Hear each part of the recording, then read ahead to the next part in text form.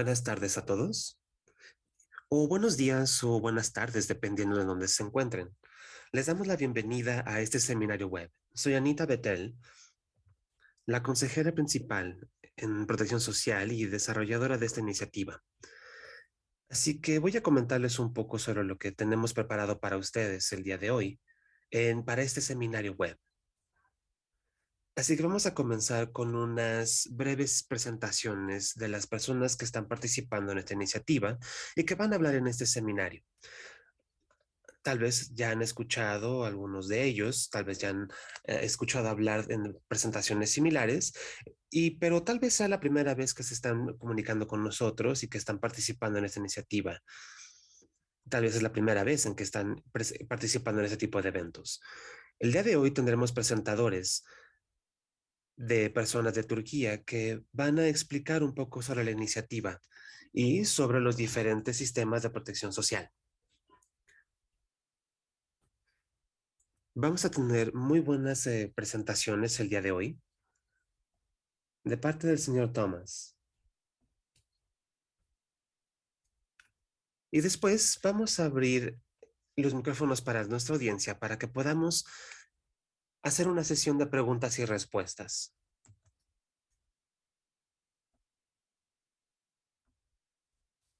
Ahora solamente quisiera presentarles algunas reglas que tendremos el día de hoy. Pueden hacer preguntas y hacérnoslas llegar durante la presentación a través del chat. Siéntase con la libertad de compartir cualquier comentario o cualquier tipo de recurso en el chat. Tenemos disponible una interpretación simultánea al español, así que pueden utilizar la función de Zoom que encontrarán en la base de su pantalla. Ahora, esta sesión está siendo grabada, así que necesitamos su autorización porque si ustedes necesitan permanecer en esta sesión, deben saber que esta se va a grabar.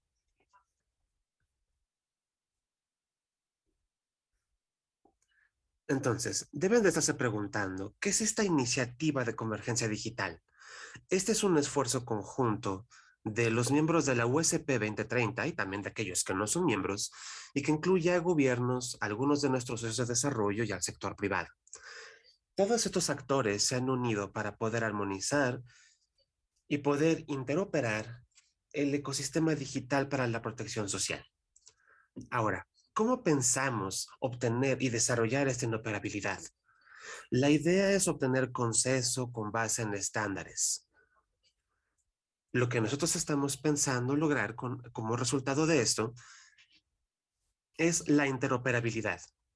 Queremos obtener un ecosistema que nos permita innovar y poder obtener los diferentes componentes que nos permitan alcanzar nuestro objetivo. Queremos trabajar en diferentes países.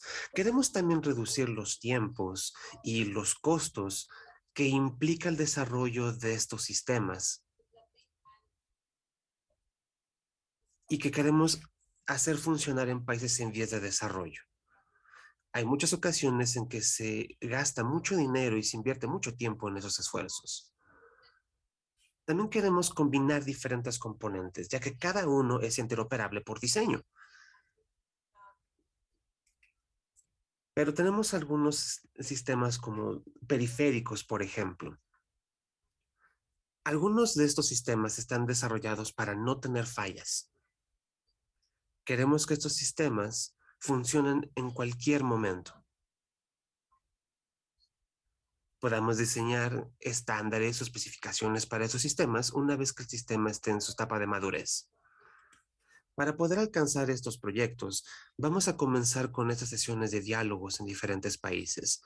Estas son sesiones mensuales de diálogo y van a estar con sede en un país en cada mes, porque queremos desarrollar estos sistemas de interoperabilidad en cada uno de estos países.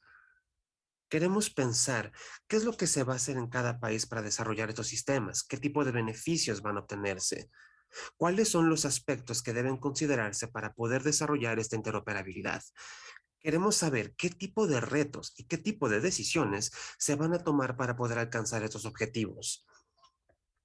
Lo que queremos con estos seminarios web es desarrollar una comunidad en donde todo el mundo esté contribuyendo para alcanzar y mejorar esos estándares.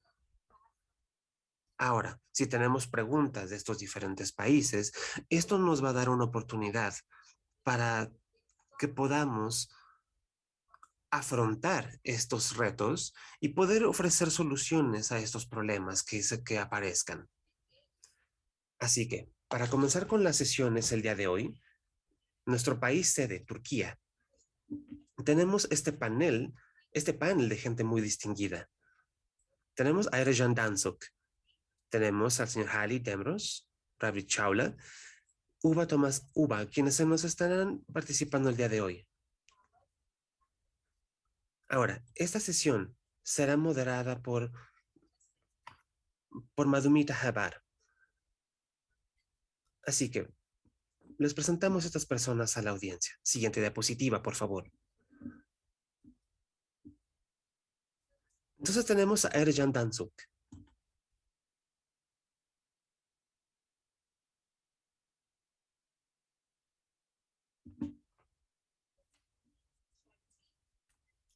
Él es especialista en protección social, trabajando en la Dirección General de Asistencia Social. Tiene experiencia de 15 años en ese trabajo y se ha enfocado en los sistemas sociales, también en la medición del desarrollo social y la planificación. Ha apoyado diferentes políticas del ISAS desde 1999. También ha trabajado en el Ministerio de Planificación Social, en donde fue el responsable del desarrollo de programas que brinden protección social, especialmente para las personas sin techo, también para fondos de emergencia de desastre. En el Inter, también ha trabajado para el gobierno de Turquía como especialista en servicios sociales. Ahora voy a presentarles al siguiente ponente, el señor Ali. Él es el jefe de aplicaciones de asistencia social en el Ministerio y Dirección General de Tecnologías de la Información. También ha trabajado en el Ministerio de Familia y Servicios Sociales.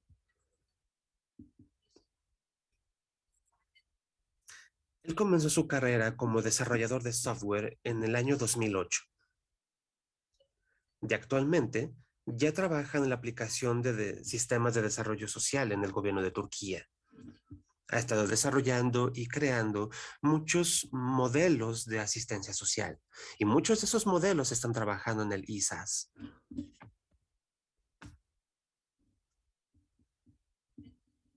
Ahora permíteme presentarles a uno de los ponentes del día de hoy, quienes van a discutir este tema.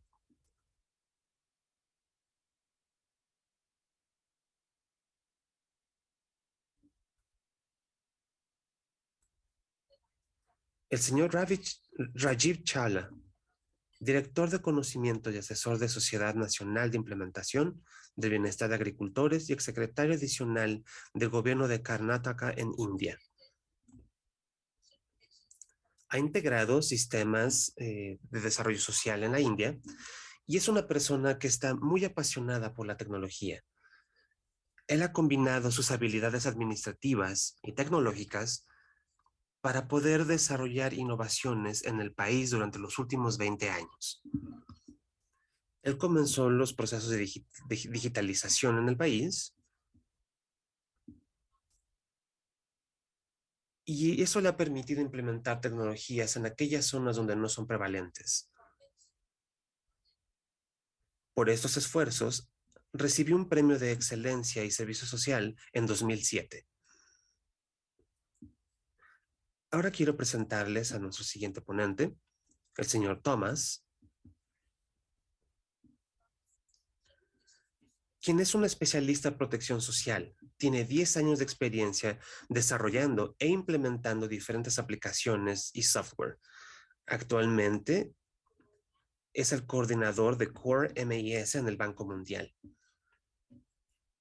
Ha trabajado implementando estos sistemas de desarrollo social, lo que le ha permitido aprovechar diferentes soluciones tecnológicas, como por ejemplo Big Data, entre otras.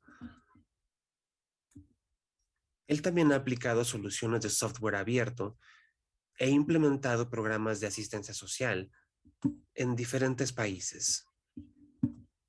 Y por último, quisiera presentarles a nuestra moderadora, Madhumita Habar, que es una consultora independiente trabajando en el desarrollo, implementación y evaluación de protección social y de diferentes sistemas y programas de apoyo. Ella ha trabajado en la digitalización de estos sistemas de asistencia y protección social en África, con un enfoque en particular en las diferentes administraciones y los sistemas de pago. Ella se siente apasionada por la tecnología y también por las diferentes coordinaciones de equipos, lo que le ha permitido apoyar diferentes iniciativas. Así que le doy la voz a Muthamita Hebar para que comience con las presentaciones. Muchas gracias. Muchas gracias, Anita, y hola a todos. Ya hemos visto estos diferentes sistemas de integración y están funcionando a niveles muy altos, al menos durante los últimos años. Me siento muy emocionada por las sesiones del día de hoy, para poder acercarnos y comprender más cómo funciona esto en la industria. Queremos saber cuáles son las ventajas del uso de estos datos en diferentes gobiernos, porque actualmente estos sistemas ya están cubriendo el 55% de la población de Turquía. Así que sin más preámbulos, quisiéramos pasar con el señor Arjan para que comience con su presentación, la cual durará unos 45 minutos. Ahora, esto es un recordatorio para nuestro público. Siéntase con la libertad de utilizar la función del chat para dejarnos cualquier pregunta o comentario que tengan a medida que la presentación avanza. Así que, adelante. Muchas gracias, Madumita. Así que, a nombre del ministerio, quisiera agradecerle a este distinguido panel.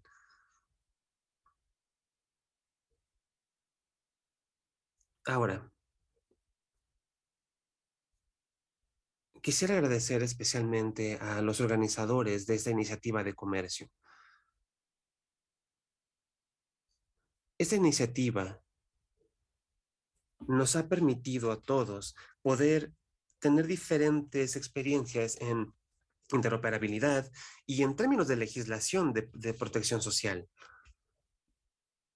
Ahora quisiera presentarles un poco sobre este sistema y todas las diferentes partes que tiene. Vamos a comenzar evaluando este sistema y ver cómo funciona este sistema de información. Aquí pueden ver cuáles son los contenidos de la presentación.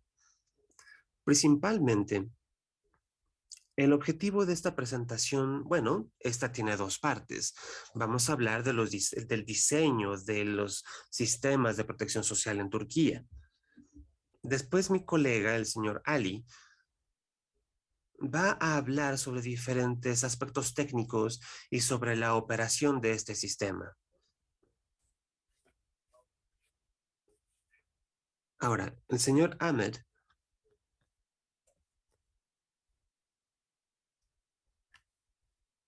se nos unirá para poder responder a sus preguntas. Así que, vamos a ver cuáles son las condiciones generales de Turquía. Como ustedes saben, es un país que tiene ingresos de nivel medio. Ahora, su población es enorme. Estamos hablando de 84 millones de personas. Sin embargo, durante los últimos años, el Producto Interno Bruto tuvo un crecimiento del 11%, es decir, aproximadamente 802 mil millones de dólares. El PIB per cápita es de 9.536 dólares aproximadamente, y digamos que en su máximo nivel fue de 28.000 dólares aproximadamente. Ahora, el coeficiente Gini es de 0,41.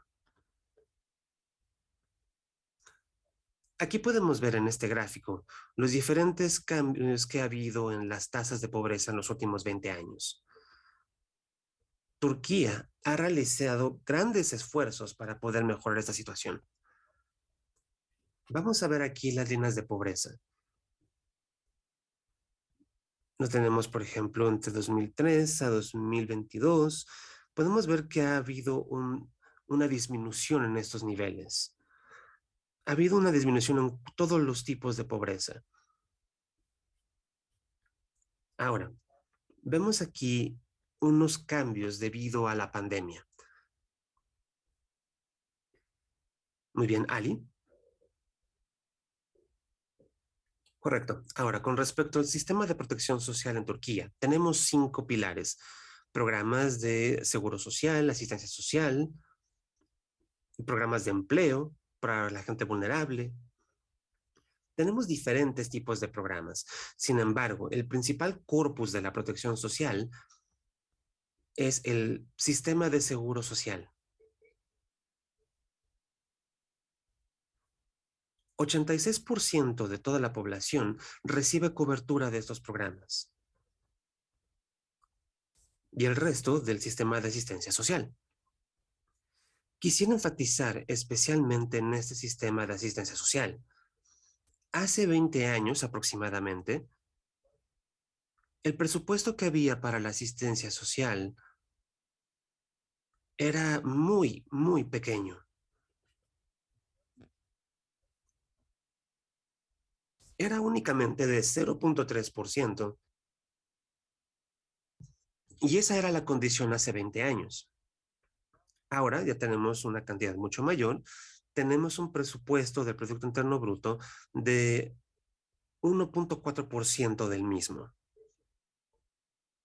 Ahora, con respecto al tamaño de nuestro sistema, pudimos tuvimos la oportunidad de poder ofrecer cobertura a todas estas personas y de crear un sistema de asistencia social. Ahora, ¿cómo es este sistema? Este sistema integrado de asistencia social, ISAS, es un sistema electrónico que facilita todos los pasos relacionados con la gestión de la asistencia social. Se estableció en 2010 a través de la integración de datos que vinieron de diferentes instituciones públicas, 28 de ellas, y también del uso de 120 servicios con base en Internet que son accesibles en un solo portal en línea.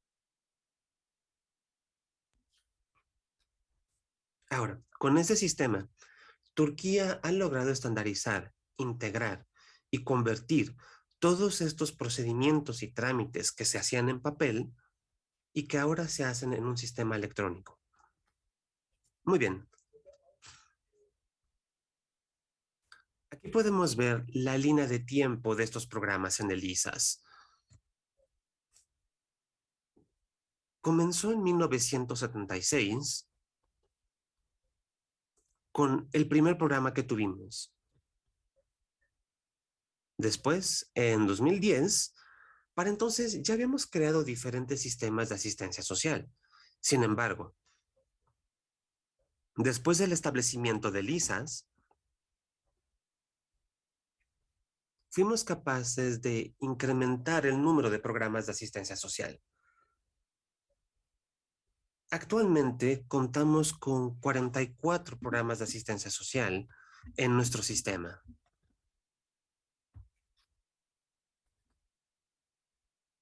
Ahora, en este sistema tenemos diferentes indicadores de riesgo que podemos utilizar para identificar a los beneficiarios. Ahora pasemos a la siguiente diapositiva. Gracias. Aquí podemos ver la estructura básica del sistema, es decir, la infraestructura que hay detrás de nuestro sistema. El Ministerio de Familia y Servicios Sociales es el cuerpo principal responsable por este sistema. Hay una junta directiva en este ministerio. Ahora, ellos son las personas responsables por el diseño de las políticas de asistencia social. Ahora, después, tenemos a la Dirección General de Asistencia Social, quienes son los responsables por la implementación de estos programas de asistencia social. Ahora, a la base de la pirámide, tenemos estos sistemas, estas fundaciones solidarias de asistencia social locales. Tenemos más de 1000 de ellas y están distribuidas en todos los distritos del país. Entonces, tenemos bastantes recursos humanos operando tanto a nivel local también como a nivel de ministerio. Estamos hablando de unas 2,000 personas trabajando en el ministerio y cerca de 9,000 personas trabajando a nivel regional. Muy bien. Ahora, ¿cuáles son las características básicas del ISAS? Ustedes saben que estamos muy preocupados por los derechos sociales. Todos nuestros diseños están basados en los derechos.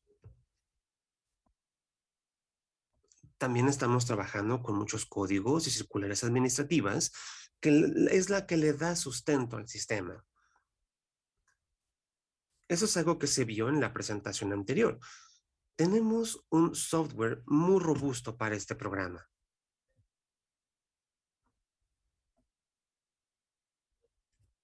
Ahora, tenemos la gente capacitada para trabajar en estos programas.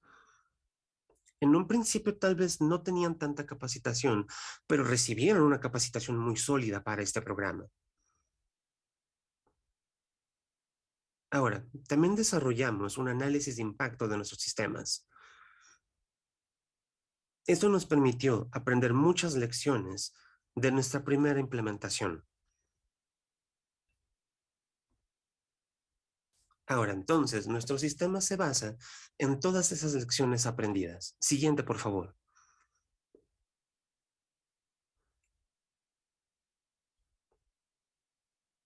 Me parece que ahora es tu turno. Ok, perfecto. ¿Me pueden escuchar? Bien. Ahora voy a continuar con los aspectos técnicos del sistema integrado de asistencia social. Antes de que pasemos a los detalles de estos sistemas, quisiera mostrarles un gráfico que muestra la estructura general de nuestro país en términos de cómo compartimos la información entre diferentes organizaciones y cuál es el papel que tiene el gobierno. Ahora, aquí podemos ver que tenemos un portal. Tenemos muchas organizaciones gubernamentales. Podemos ver aquí que todas están conectadas con el portal Gateway. Y esto es lo que les permite compartir información.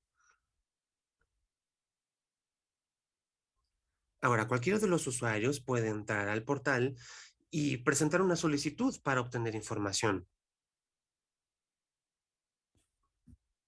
Ahora, en términos de este tipo de organización gubernamental, por ejemplo,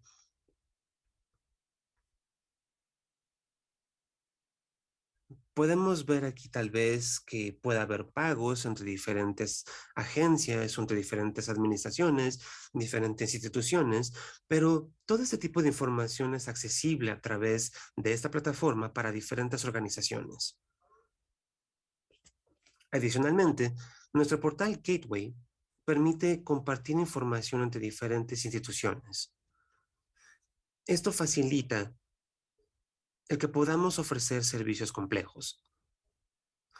Con esto quiero decir, por ejemplo, si ustedes están tratando de ofrecer información, estos datos pueden ser verificados a través de otras organizaciones. Esto nos permite proporcionar estos sistemas a nivel gubernamental. Ahora, desde nuestra perspectiva,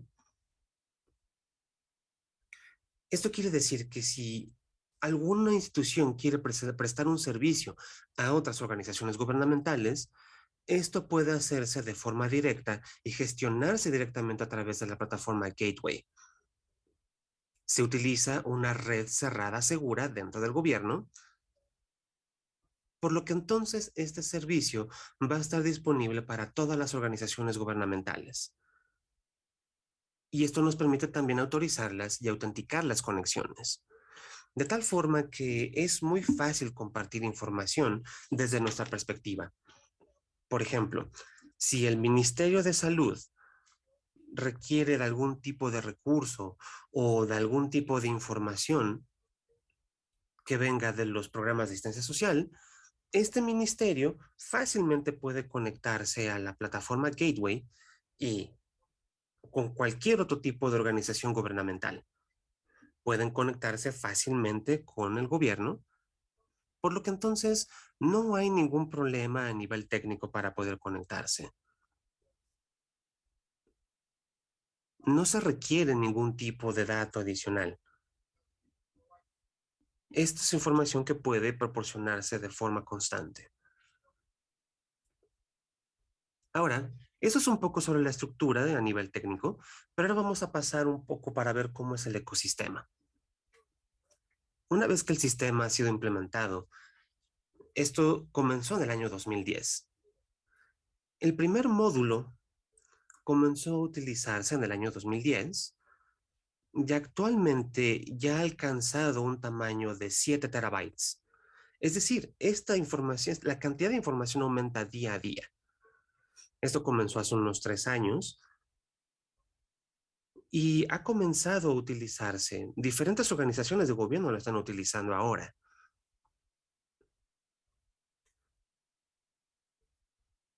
Ahora, ese es un sistema flexible. Estamos utilizando tecnología reactiva para el usuario. Ahora, también estamos utilizando módulos Java y Spring Boot. Y finalmente estamos utilizando una base de datos de Oracle. Ahora, para poder utilizarlo tenemos que utilizar un registro inicial, elegibilidad, y es algo que vamos a desarrollar en las siguientes diapositivas. Con respecto a la estructura del sistema de asistencia social, esto nos proporciona módulos para las diferentes operaciones diarias. Al utilizar estas aplicaciones web del sistema de asistencia social, nuestros usuarios finales de los diferentes programas de asistencia social pueden obtener esta información. También lo mismo va para diferentes organizaciones gubernamentales.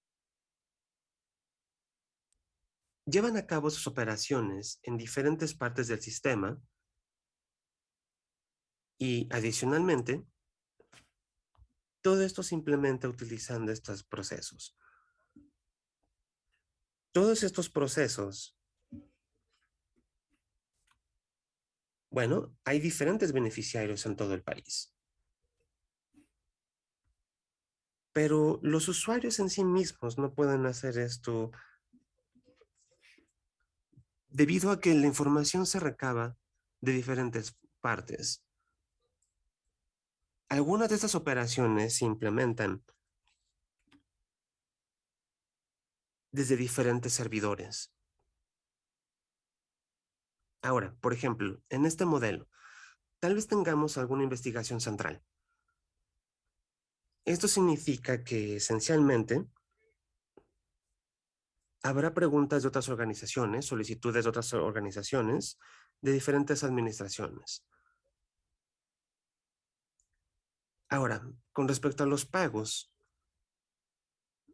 hay diferentes situaciones en diferentes partes del sistema social, de diferentes instituciones, como parte de la investigación central, al utilizar un proceso que viene en paquetes para saber si una persona es candidata para la ayuda.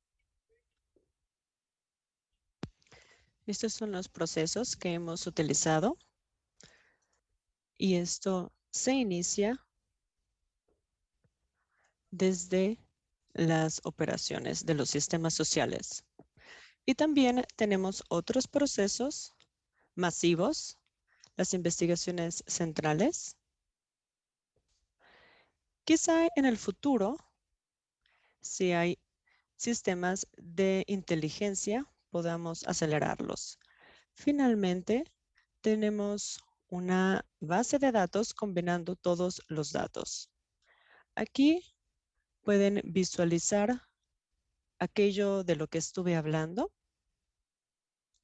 pueden ver que hay servidores de aplicaciones web para usuarios y también para para la solidaridad funcional se conectan al servidor, luego con los otros, un servidor proxy basado en la web que se va a conectar con los servicios de las demás plataformas, específicamente con la puerta de enlace de Turquille, nuestra plataforma. Y este servidor también está conectado con el servidor de base de datos y también con los bancos. Este va a preparar todos los pagos que se van a enviar. Es PTT específicamente este banco que ven en amarillo. Hay varias formas de pago en términos de entidades financieras. Aquí, de nuevo, pueden ver la estructura general. Hay una base de datos única que se conecta a través de los servidores proxy. Está almacenando todos los datos, todos los pagos también, las cuestiones de salud, impuestos, educación, entre otras cuestiones. Todo esto va a estar en una sola base de datos. Aquí pueden ver la información. Todos los programas van a actualizar esta información y asimismo estos datos,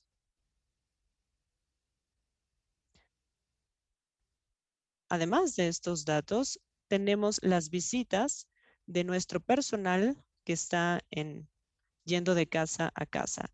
Entonces, los datos administrativos más las visitas a casa son lo que están representando los datos que estamos utilizando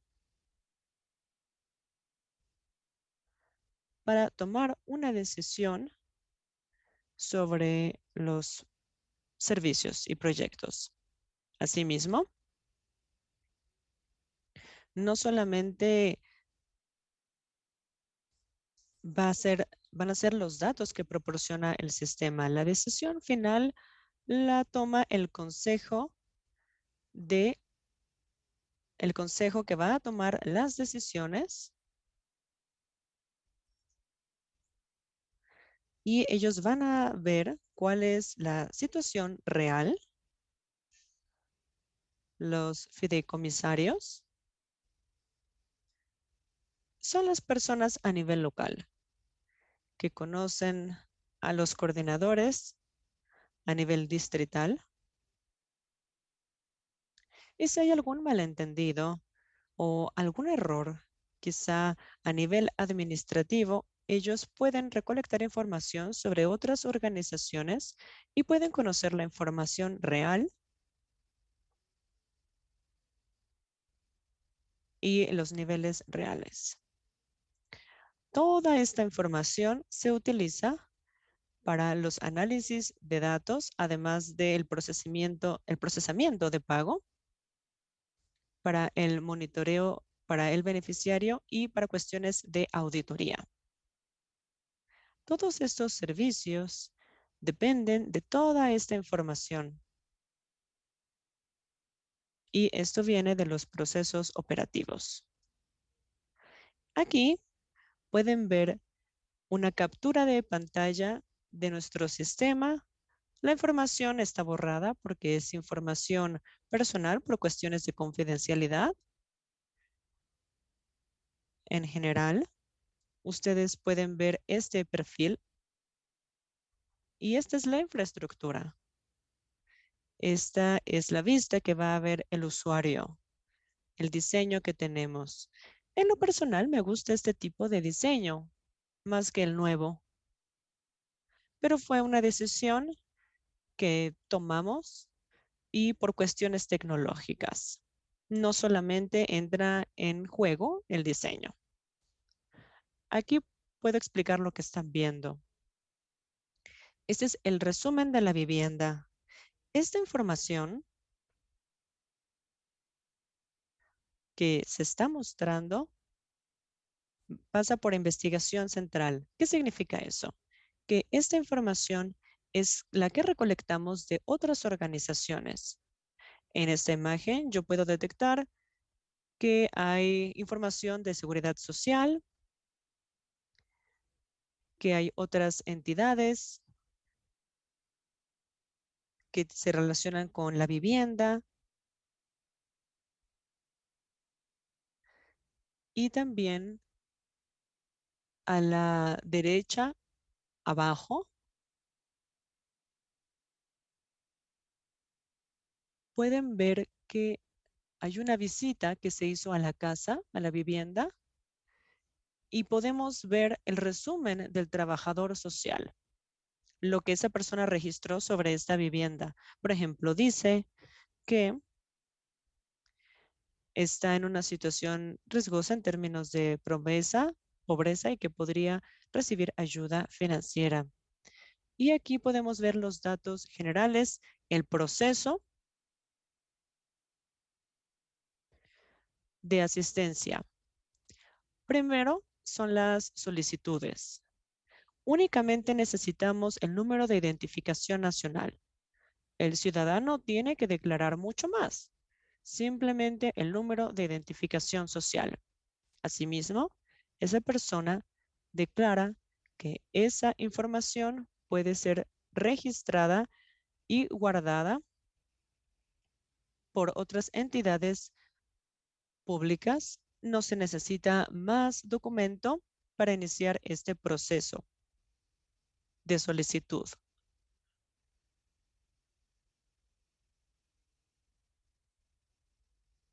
Como una solicitud nueva, ahora lo que estamos haciendo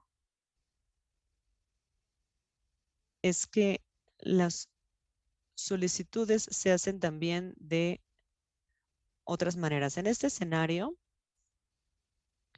la persona va a entrar al portal y declara su situación, así como otra información personal. Declara esa información. Quizá los trabajadores sociales puedan visitar la casa si es que la persona lo requiere. Ya sea que esto aplique o no, esa persona va a solicitar a través del portal del gobierno y y nosotros desde el portal vamos a recolectar datos de otros portales públicos. Puede ser que los trabajadores sociales también visiten y también registramos esa información. Toda esa información que viene de otras organizaciones y de la visita de los trabajadores sociales a la casa van a representar el resumen de esa persona y vamos a tomar la decisión de si esa persona requiere asistencia o protección social basados en esa información.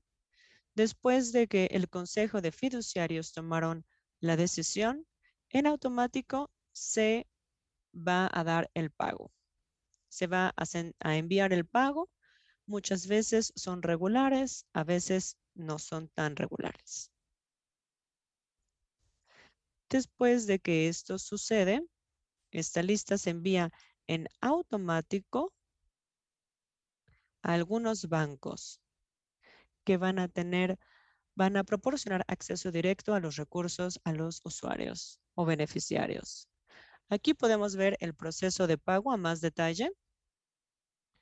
Se actualiza el perfil del beneficiario y el cumplimiento va a depender de algunas condiciones. Ese es el primer paso. Una vez que ya se prepara la lista de pago, estas listas se le transmiten a las autoridades bancarias y a la oficina de correos. Como dije, aquí están los bancos con los que trabajamos. Los ciudadanos o beneficiarios retiran el dinero del, del cajero o yendo al banco. Pueden retirarlo como dije, desde el cajero o yendo a una sucursal.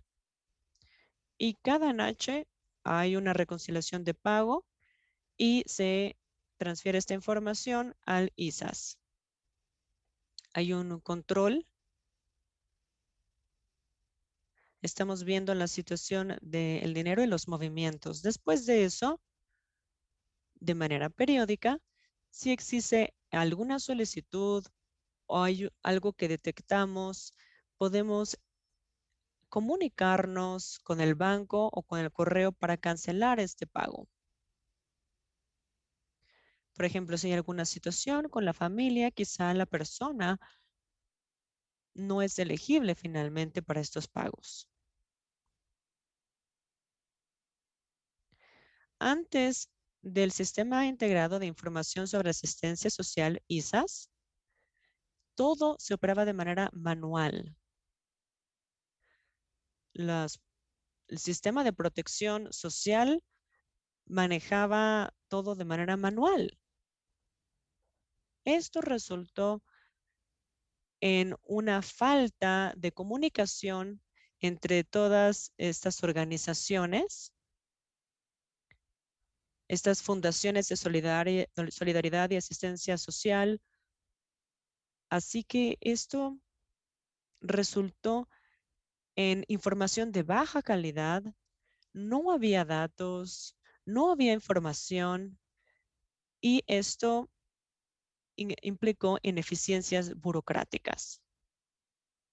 Este es un ejemplo perfecto del sistema anterior, de la situación o estructura anterior de nuestro sistema de asistencia social. Vean los círculos.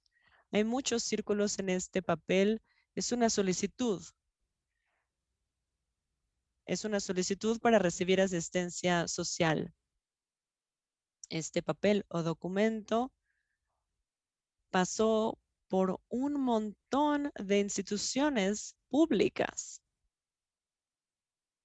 y cada una de esas entidades puso un sello. Ahí podemos ver los sellos. Este es el problema.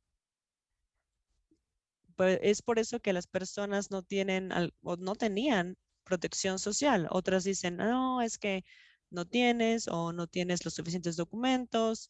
Otra me pudo haber dicho que declaro que este documento, a través de este documento que no tengo ingresos. Y, y los ciudadanos entonces tenían que ir una entidad detrás de otra, de una organización pública tras otra, y esto resultó en eficiencias burocráticas, lo que mencioné antes. Era un gasto de papel, gasto de recursos, el esfuerzo, el tiempo. Y además era una manera ineficiente de que una persona demostrara la pobreza. Y normalmente, finalmente, tenemos ya toda la información para la toma de decisiones de esta manera actual.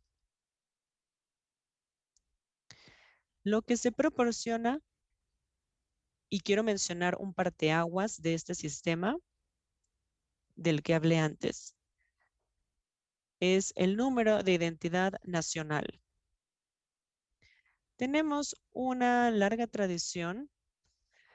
Implementamos el MERNIS, en la base de datos de MERNIS, en 1990, en los 90.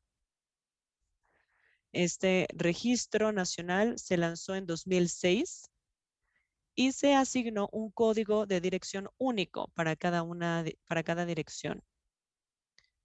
Todos tenían que seguir este sistema.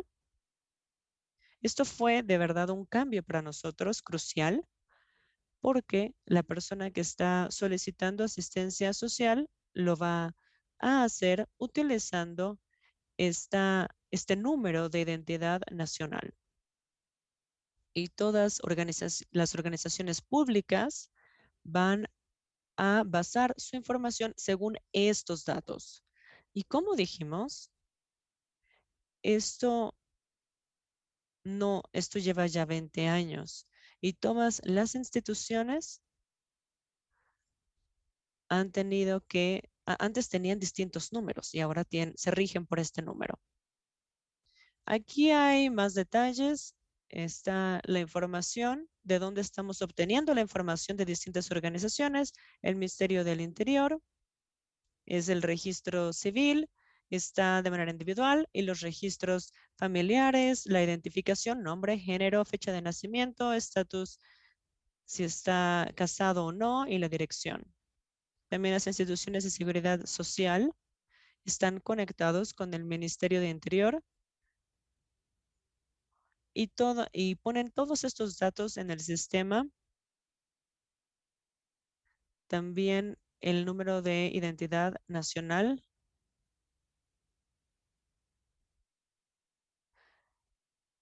De la administración tributaria también tiene que ver. De aquí sacamos el salario, la compensación por el trabajo y la contribución social. También los servicios de empleo públicos nos están dando información. Si la persona está desempleada o está recibiendo apoyos por desempleo porque perdió el trabajo. La administración tributaria turca tiene un sistema tributario y nos puede decir cuántos impuestos paga el ciudadano. Quizá no nos va a decir esta información, pero sí nos da información valiosa. Por ejemplo, si tiene un vehículo en este país, va a mostrar que el ciudadano tiene un modelo nuevo, si es una persona rica, acaudalada o no, o si no tiene carro. Y normalmente si no tiene un auto, se va a relacionar con una persona de bajos ingresos. Luego estamos creando, estamos buscando y recabando información de otras fundaciones generales, de los otros beneficios que podría recibir la persona. Hay otros programas de los cuales sabemos justamente por estas fundaciones. El Ministerio de Educación nos va a dar la información sobre qué estudiantes o menores estamos apoyando. Nos va a dar la inscripción, la asistencia, el éxito escolar. Es la información que vamos a ver aquí. Las instituciones de becas y de dormitorios también nos van a dar información. Si uno de los miembros de la familia está solicitando por ayuda, entonces preguntamos, ¿el estudiante está en la universidad? ¿Está recibiendo alguna beca? También se incorpora esto y se considera como ingresos para la vivienda.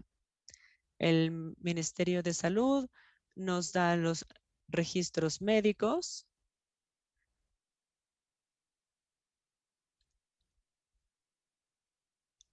La ayuda financiera a veces va a depender de estos informes. En el pasado, nosotros estábamos llevando a cabo este informe lo hacíamos de manera manual con papel, pero hace 2 o 3 años ellos nos dieron una versión de este informe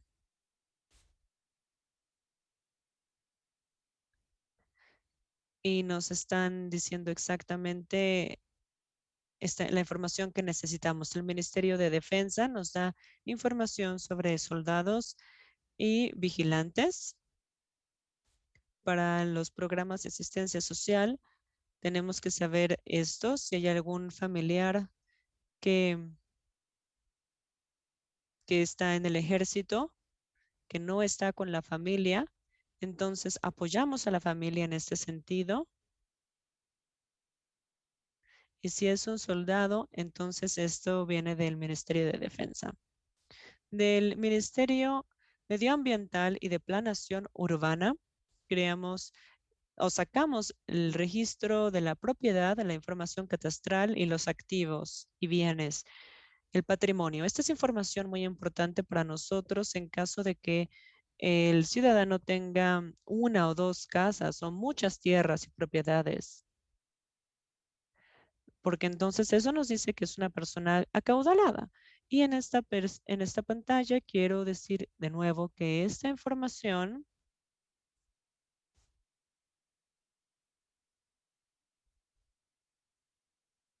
no va a decir exactamente el salario específico del salario. Sí va a decir toda la propiedad que tiene, pero no va a decir la locación. Así que no tienen que presentar ningún documento que verifique los ingresos, ni un título, ni nada por el estilo.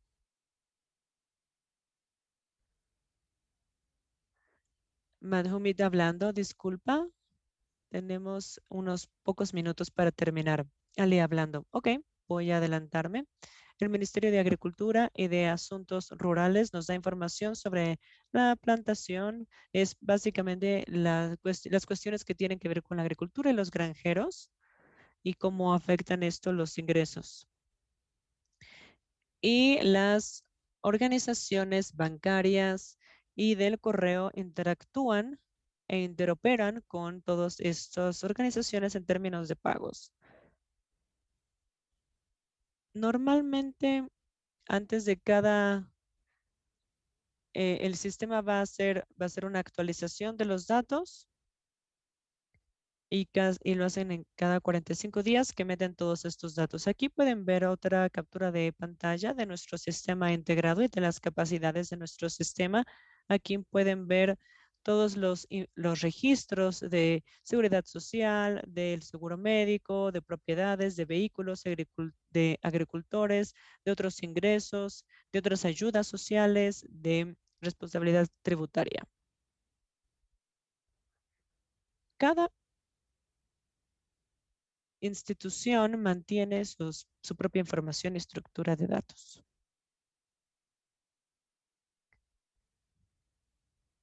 Como dije, diseña y mantiene esta información. Esto es complejo.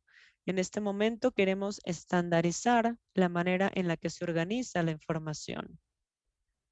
Antes todo se hacía de manera manual y ahora hay un proyecto que se llama el Diccionario de Datos Nacionales NDD, por sus siglas en inglés, que busca estandarizar los datos, y esto viene del Departamento Presidencial de la Oficina de Transformación Digital.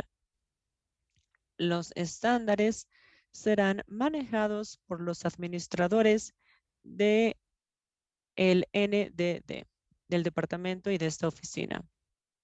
Esto es un problema para nosotros que no esté estandarizado porque, como dije, cada quien estandariza y organiza sus datos a su manera y debería haber ciertos requisitos operativos.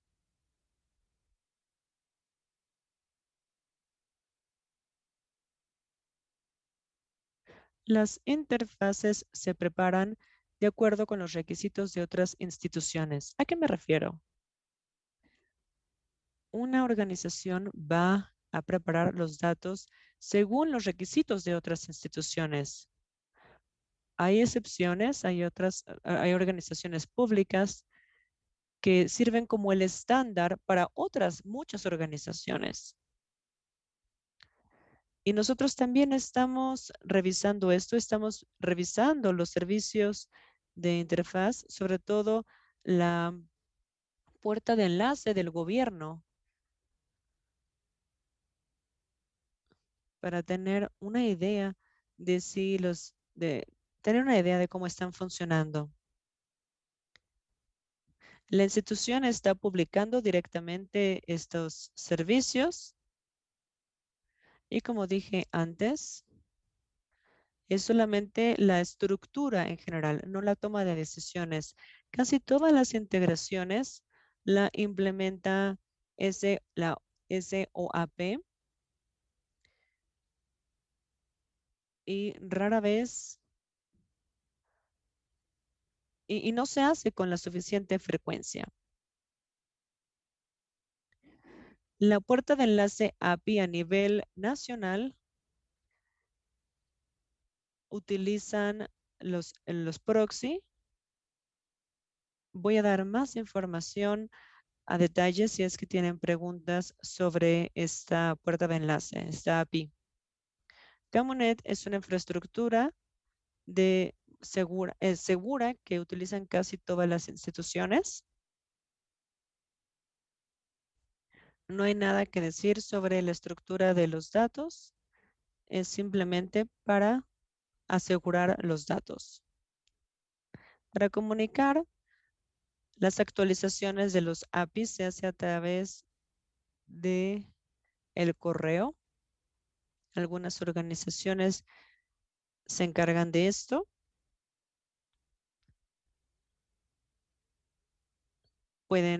Es en caso de que se haya cambiado los datos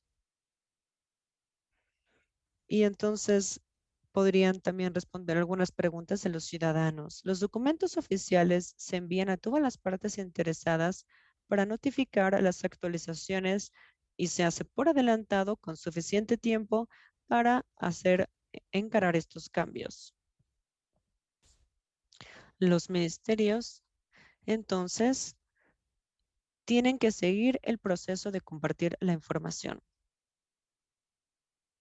Todos los ciudadanos deberían dar su permiso explícito a la hora de declarar su información personal. Pueden firmar utilizando nuestros servicios de gobierno, los servicios electrónicos públicos. Los datos de las organizaciones no pueden ser accesados. La identificación y la autenticación son procesos que siguen los protocolos de control de acceso del sistema electrónico público. El permiso tiene que venir del dueño de los datos. Estos datos se acceden desde el sistema ISAS y la preferencia es que la compartan entre instituciones a través de Camunet y a través de la puerta de enlace del gobierno. En este momento, señor Arjan, creo que usted va a continuar. Creo que quiero hablar de los factores para proporcionar éxito de ISAS, para el éxito de ISAS. Es un sistema bastante complejo e integral. Es por eso que necesitamos la perspectiva interdisciplinaria de distintos tipos de personas que han estado trabajando y diseñando estos sistemas de información, personas que están en informática, estadistas, en políticas sociales.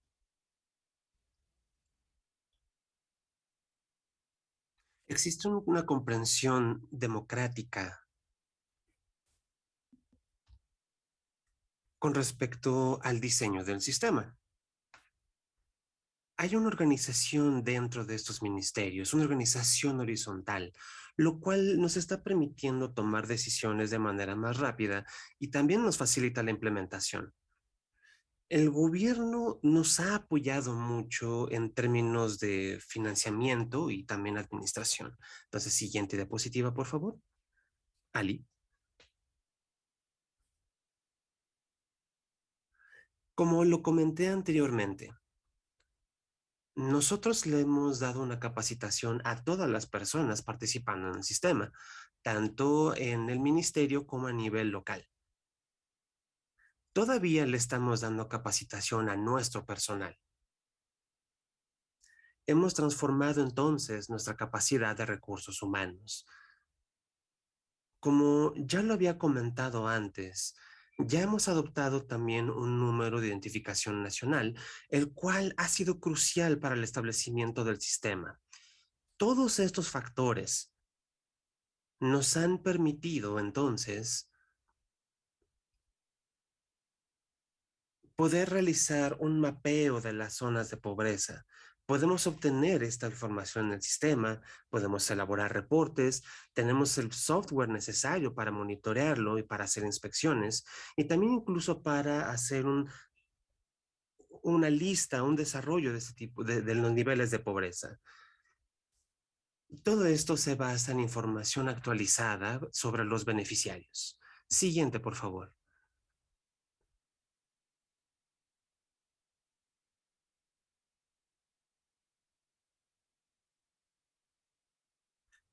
Ali, me parece que tienes el micrófono apagado. Ah, disculpen. Voy a comenzar de nuevo. Hay algunos retos, por supuesto, con respecto a la interoperabilidad. Hay algunos problemas técnicos. Por ejemplo, sincronización de Big Data.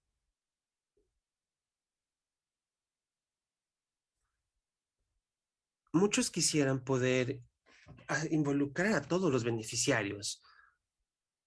Sin embargo, todavía necesitamos más tiempo o mejor estructura de parte de las organizaciones gubernamentales para poder proporcionar los datos según lo que necesitamos. Ahora, en términos de infraestructura, tenemos muy buen servicio de parte del gobierno. Estos datos nos han facilitado el trabajo, sin embargo, todavía nos dan toda la información a nivel social. Es decir, información de todos los beneficiarios o tal vez algunas fechas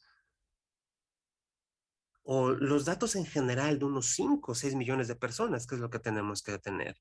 Ha habido muchos problemas. Otro puede ser la falta de experiencia en tecnología de parte del personal. En algunas ocasiones esto puede llegar a ser un gran problema. Sin embargo, a medida que avanzamos, hemos podido trabajar en estos problemas. Otros problemas tienen que ver con la modificación de los datos o de su formato. Esto viene de diferentes organizaciones gubernamentales. Nosotros estamos poniendo algunos controles de estos datos de parte de nuestras organizaciones contraparte. Si algunos de estos datos cambian sin que se nos los notifique, entonces esto sería un problema porque esto podría llevar a la cancelación de los beneficiarios o cuando menos a un malentendido. Esto podría dar como resultado que se le corte la ayuda, digamos, 10,000 personas al mismo tiempo. Pero la idea aquí es poderlo compensar. Ahora, el problema que tenemos con el diccionario de datos es mínimo. Sabemos que hay información que viene de nuestras organizaciones contraparte, pero este no es un problema tan grande. Ahora, la interpretación y la comprensión de los datos. No nada más estamos hablando de los datos aquí, es decir, estamos hablando de estas estructuras. Estos datos vienen codificados, pero realmente esto no es un problema. Lo que sucede es que estos problemas pasan a dominio. ¿A qué me refiero con esto? Por un lado, cuando utilizamos estos sistemas, estos funcionan o no.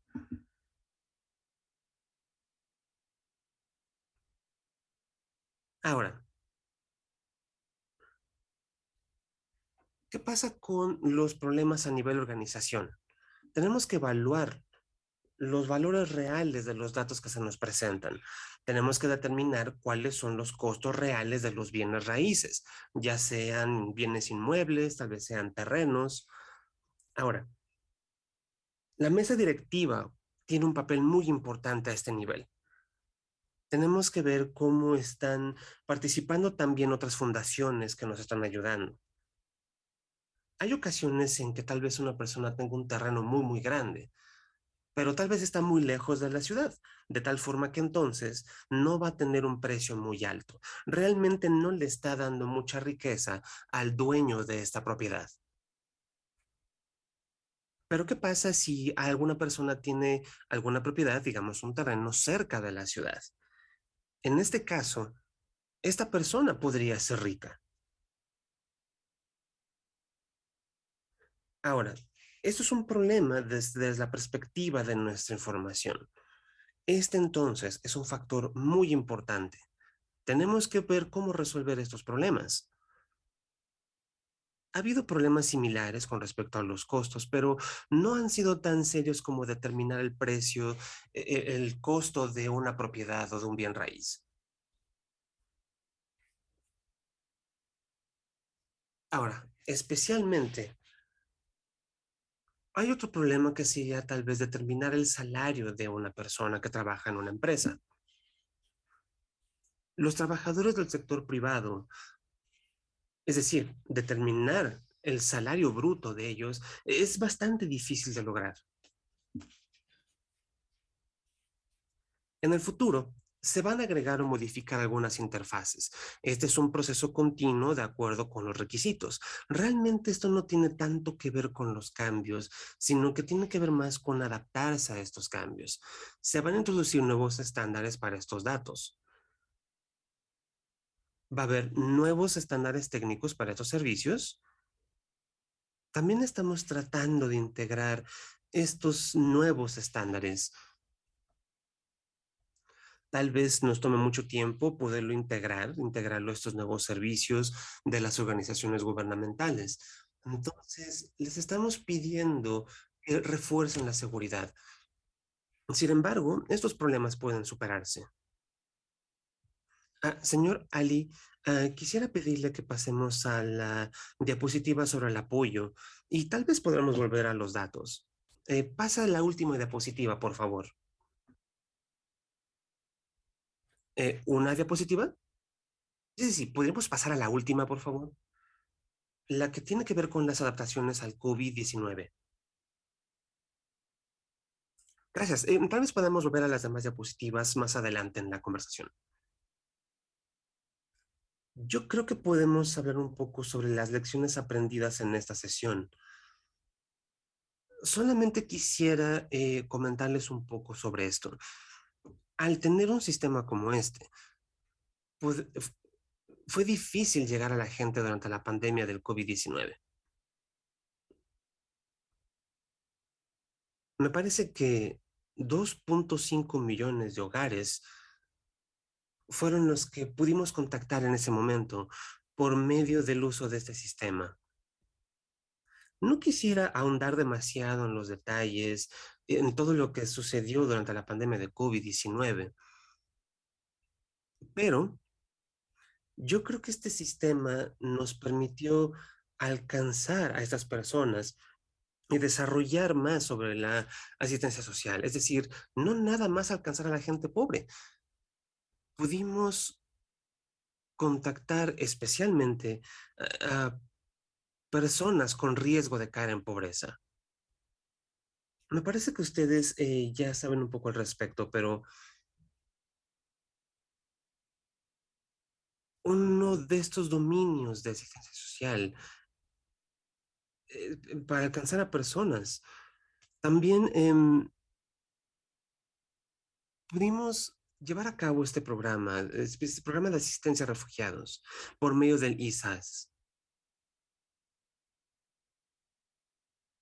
Tal vez haya algunas preguntas acerca de la adaptación al COVID-19 o tal vez sobre las lecciones que aprendimos, pero yo creo que podemos hablar más de esto en siguientes sesiones. Muy bien, siguiente, por favor. Bueno, muchas gracias. No, muchas gracias, Arjan. Ha sido una presentación muy interesante, especialmente para aquellos de nosotros que estamos trabajando en países de un nivel bajo de ingresos.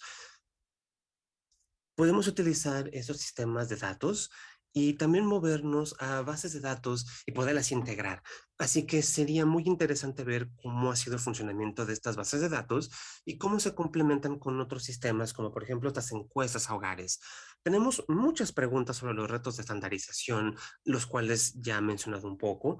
Realmente estos tienen mucho interés, pero ahora, considerando el tiempo que nos queda, Me gustaría que veamos algunas preguntas aquí, algunas de estas reflexiones que tenemos. Muchas gracias. También muchas gracias, Ali, por esta presentación tan detallada. Me gustaría hablar un poco sobre estos mecanismos. Esta es una plataforma que tiene muchas unidades que están trabajando juntas,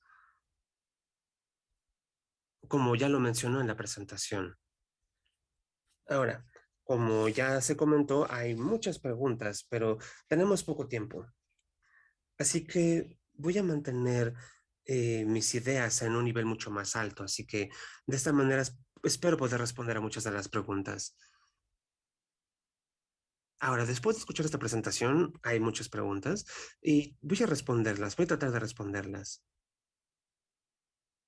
Ahora, esto es algo que Madumita ya ha comentado. Habló un poco sobre los problemas que hay en la interoperabilidad, el intercambio de información entre diferentes módulos. Así que es un poco, es como una pregunta que tiene diferentes partes, pero ahora, para ayudarnos a comprender cómo evolucionó esta estructura gubernamental, es decir, cómo comenzó a construirse este intercambio de datos, hubo un poco de presión de diferentes organizaciones, de diferentes estructuras. Ahora, en términos de lo que pudo haber sido exitoso, de esta visión de gobierno electrónico, por decirlo así.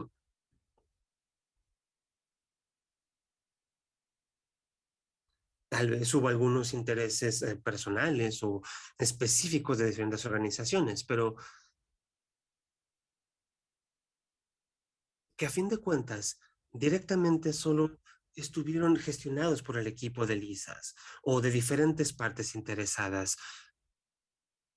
Hubo diferentes agencias e instituciones en el ISAS que estaban intercambiando esa información. Entonces había preocupación por el tipo de servicios a los que se, a los que se tuvo exposición gracias al ISAS. Así que creo que eso responde un poco a algunas de las preguntas. Ali, de vuelta contigo. Arjan, ¿te gustaría responder la primera pregunta con respecto a la estructura de gobierno, con respecto a esta respuesta que hubo de las diferentes organizaciones? Sí, Ali. Claro. Con respecto a el intercambio de información entre diferentes organizaciones, a nivel estructural, sí existe ese intercambio de información. De hecho, todos los procesos de intercambio de datos comenzaron con quién es la persona que realmente necesita esos datos, quién los está solicitando. Esto es importante para el ministerio. Si se considera la parte de negocios de la asistencia social, bueno, eso nos ayuda a determinar quiénes son los beneficiarios, quiénes realmente están recibiendo este beneficio de los procesos de evaluación. Esto también nos permite obtener cierto apoyo operativo de nuestra parte. Por ejemplo, pensando en la integración de los pagos de las partes interesadas o de bancos, esto es un proceso operacional, el cual le ha facilitado a nuestros ciudadanos el acceso a estos fondos. Ahora, otro ejemplo crítico de este tipo de información es que los ciudadanos vienen a nuestras fundaciones, se acercan a nosotros, tienen que pasar por una evaluación de ingresos, la cual nos permite decidir qué tipo de pago van a recibir de estos programas de sistema social o tal vez si van a recibir algún tipo de seguro de salud, el pago de algún tipo de cuotas para ellos. Una vez que se ha decidido la situación de estas personas, es decir, cuál es su nivel de ingresos, podemos enviar esta información a las instituciones de seguro social para que se les registre. En estos casos, la comunicación que hay con la institución de seguridad social se da de uno a uno, porque esto es un trabajo que se da entre nosotros y ellos. Hay una estructura de gobierno en términos de la perspectiva de negocios. Sin embargo, desde la perspectiva técnica, como ya lo mencioné antes, existe este intercambio. Primero tenemos que comprender estas preguntas. ¿De verdad hay un requisito? ¿Qué se está solicitando? ¿Hay alguna otra pregunta? No, no, no, todo está claro. Con respecto a la personalización, no hay ninguna pregunta, pero me parece que hay algunas preguntas con respecto al lado técnico. ¿Cómo está funcionando esta plataforma electrónica? Me parece que esa es un poco la pregunta. De nuevo, ¿cualquier otro comentario adicional? ¿Tienen algo más? O tal vez yo debería... No, no, no, no, gracias. No, no, no, adelante, Ali, por favor. Con respecto a esta segunda pregunta,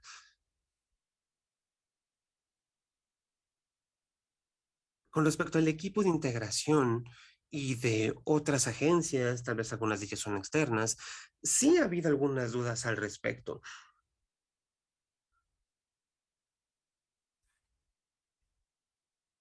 Si todos los servicios, si todas las personas están cumpliendo con los requisitos que están poniendo estas organizaciones, podemos ofrecerles que reciban los servicios que ya ofrecemos actualmente.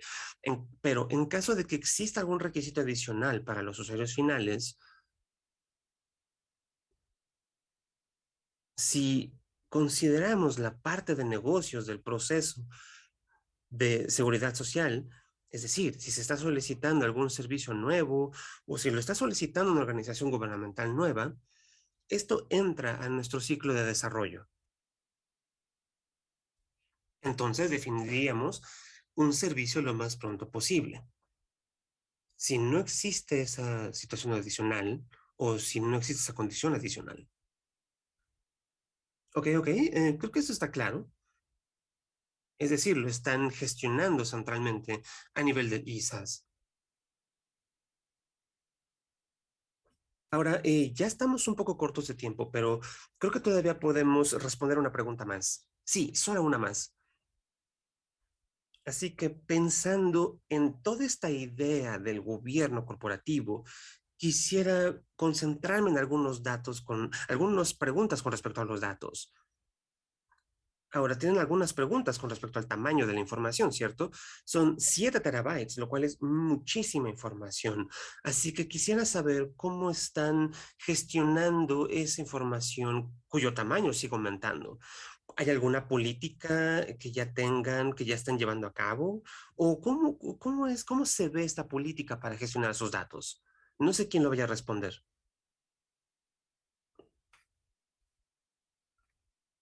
De hecho, Big Data es un problema. Como ustedes vieron, ya tenemos este Big Data. Esto ya tiene más de 10 años. Ahora, podemos utilizar esa información para elaborar políticas públicas, pero en realidad ni siquiera he comenzado a hablar de muchos de los asuntos que hay alrededor de Big Data.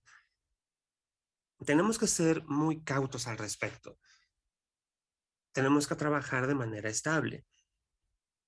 Ahora, en términos de la creación de políticas públicas y de los requisitos, hay que implementar inteligencia de negocios para proporcionar a los administradores buenos reportes y que así puedan diseñar buenas políticas, para que puedan diseñar buenos programas.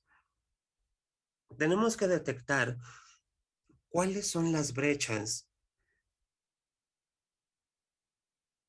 Tal vez haya algún problema con el registro de los ciudadanos, o tal vez no se les está apoyando más que con condiciones específicas. Por ejemplo, este fue un... ¿Qué pasa si hay una persona que tiene que recibir apoyo. Digamos porque es una mujer que enviudó y que tal vez hay información que ya contamos al respecto. ¿Eso está bien o les gustaría que ahondara al respecto? No. Solamente hay un punto fundamental en el que quisiera ahondar para el beneficio del público. Tiene que ver con la retención de los datos. ¿Hay algún momento en el tiempo en que tal vez ya archivaron todo y se están alejando de la base de datos principal? ¿O qué pasa? ¿Existe algún tipo de política al respecto? ¿O tienen planeado algo al respecto? Por supuesto, estamos trabajando en un proyecto de almacenamiento de datos.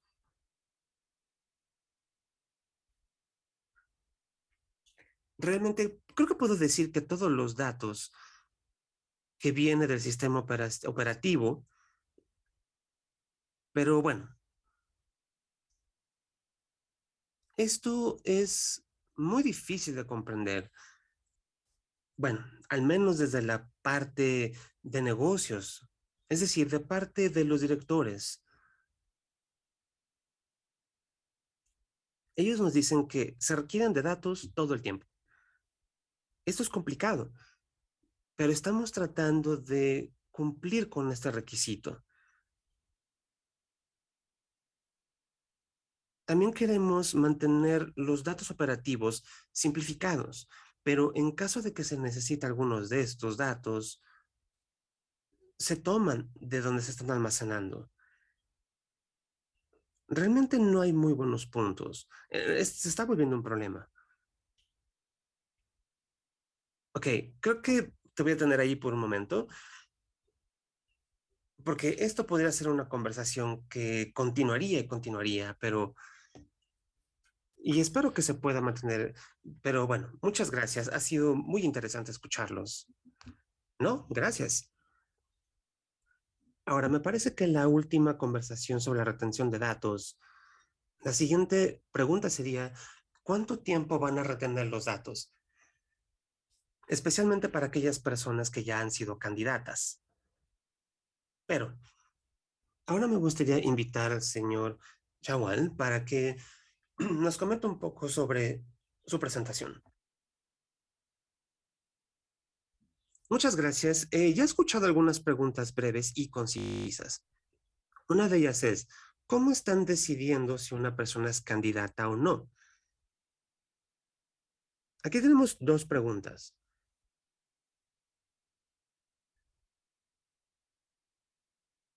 ¿Podemos obtener estos datos? Señor Arjan. Sí, muchas gracias, el señor Chaula.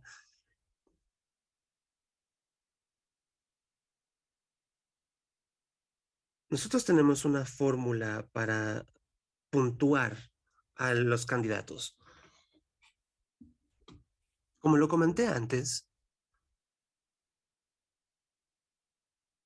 nuestro sistema es la forma debido a que los beneficiarios tienen un acceso muy limitado al sistema.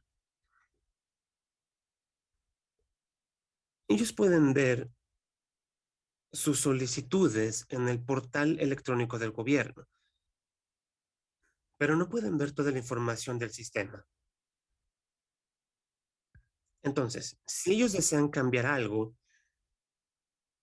pueden ir a nuestras unidades locales para utilizar el formato adecuado.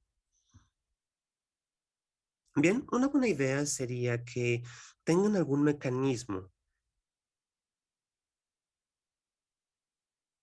que les permite modificar esa información. Tal vez podrían considerarlo. Ahora, la segunda pregunta que tengo es, ¿ustedes tienen alguna forma para cuantificar?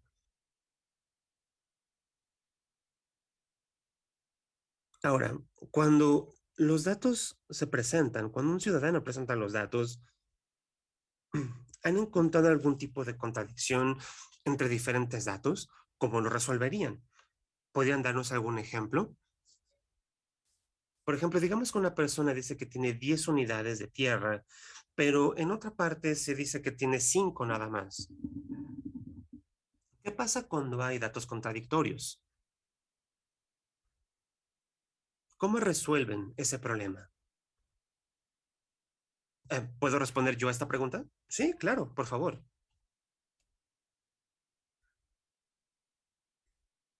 Actualmente recibimos datos de diferentes organizaciones y están enviando esa misma información a diferentes oficinas por medio de diferentes sistemas.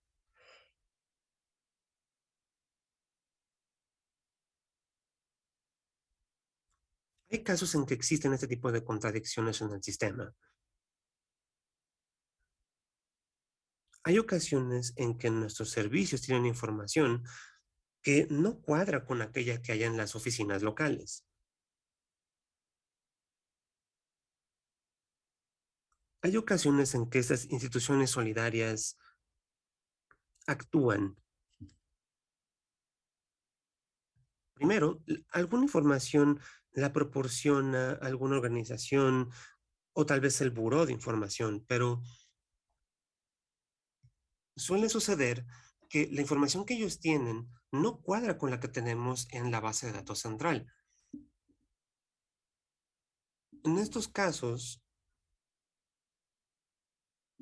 no se toma en cuenta esta información.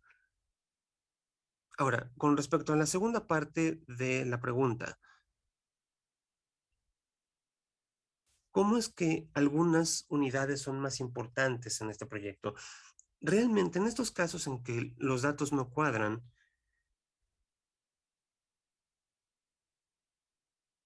tenemos que confiar en los trabajadores sociales en el campo. Puede ser que algún ciudadano presente alguna solicitud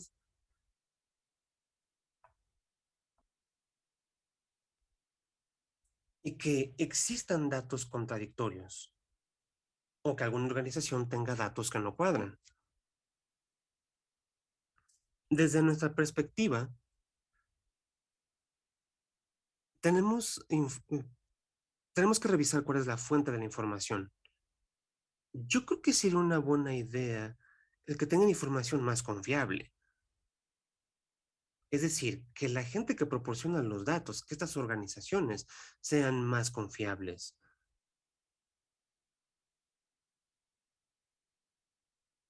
En términos generales, debería hacerse una inspección de estos datos.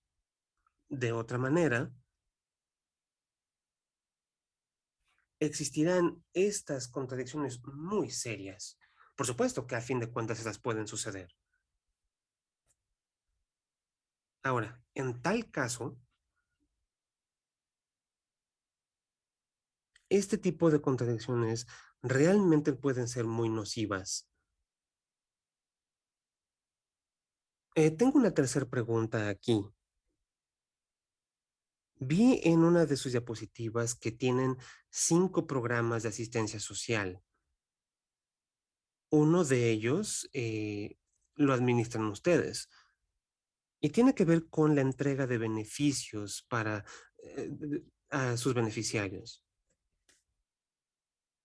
Ustedes cuando menos deberían de compartir esta información para poder cuantificar el número de beneficiarios o lo que sea. Pero la información que obtienen están proporcionando servicios similares. Entonces, ustedes comparten la información con el Ministerio de Seguridad Social o no, o con servicios sociales.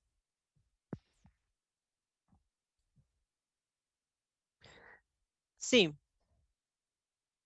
como dijo Ali antes, nosotros podemos tener acceso a la información y las bases de datos del gobierno y de otras entidades públicas, pero llegan directamente a través de las bases de datos.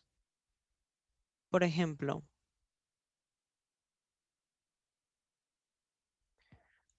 hay 2 unidades en el Ministerio de Trabajo. Las cuestiones de algún problema, que lidian con los problemas, y la Agencia de Empleo.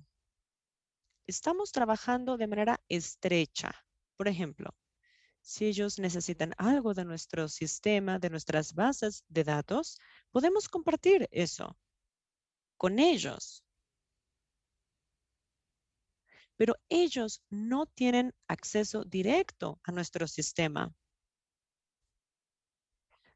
Reyev hablando, pero ¿qué tal si hay eso es un problema técnico o de otra índole? Erkan hablando, bueno, es una cuestión de políticas. Porque de acuerdo a nuestra estructura burocrática, todas las entidades gubernamentales están trabajando según un código, según ciertos lineamientos. Por ejemplo, en nuestro sistema hay una administración y una estructura horizontal. Y en el gobierno turco, cada ministerio o dirección general va a tener su propia autoridad. Ellos no necesariamente van a querer que otras entidades gubernamentales interfieran. Es por eso que nuestras bases de datos están separadas. En el portal de administración digital o electrónica, cada ministerio va a tener una parte, un rol, pero estas bases de datos no se pueden ver, no pueden tener acceso las unas a las otras. No les van a dar acceso a los casos, como hablamos en el último mes. Es decir, las bases de datos están separadas. Gracias. Ok, Rejev hablando. Última pregunta, rápida. ¿Qué datos están recolectando en estas visitas a las viviendas? ¿Es información que no pueden encontrar en las bases de datos de los demás ministerios o departamentos? ¿Qué información están recolectando aquí? Erkan hablando. Sí. Quiero agregar una cosa y quizá Ali pueda responder también más adelante. Las visitas a la vivienda no es solamente una inspección. Cuando uno visita un hogar, uno puede ver específicamente las viviendas y todos los servicios disponibles en esa localidad. Puede ver que la vivienda o la familia vive en una condición pobre. No es solamente una inspección. Sí, por supuesto, nosotros revisamos la situación de las personas. Asimismo, cuando nosotros hacemos las visitas a los hogares, nosotros podemos observar que esa familia necesita los servicios y la protección social. Después de eso, nosotros los canalizamos a otros servicios. Y entonces los canalizamos al Departamento de Servicios Sociales, le comentamos a nuestros colegas, mira, nosotros visitamos esta vivienda y podemos proporcionarles asistencia social, pero ustedes también tienen que proporcionar algunos servicios sociales. Por dar un ejemplo, si una persona tiene una enfermedad crónica o tiene algún tipo de discapacidad, entonces esa entidad debe tener tiene que crear o reaccionar de otra manera. Y esta visita nos da esta información para que podamos implementar y proporcionar estos servicios. Rejev hablando, gracias. Madumita, yo terminé. Madumita hablando, gracias, señor Chaula. Y también tenemos una pregunta en el chat. Normalmente, ¿qué datos están recolectando en las casas que no se está viendo en las bases de datos? Creo que sería buena idea entonces tener una idea de esto y publicarla para que todos tengamos un panorama más amplio sobre cómo se está recolectando esta información cuando se va de casa en casa y qué tipo de información se está recolectando. Gracias, señor Chaula. Siempre usted lidera estas informaciones filosóficas. Y con eso vamos a pasar rápidamente a la sección de preguntas y respuestas. La primera pregunta es de un colega de la WFP. Dice que si el sistema ISAS está disponible para organizaciones internacionales a través de APIs, de las interfaces de programas. No sé si el señor Ali pueda responder. Ali hablando. Hasta donde sé, no hay información que se comparta con nuestros pares internacionales. De hecho,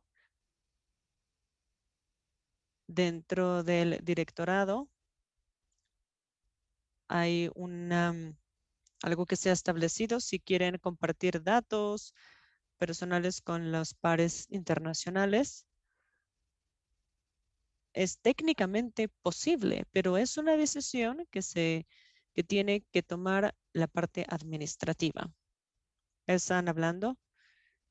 Sí, quiero decir algo respecto a esta pregunta.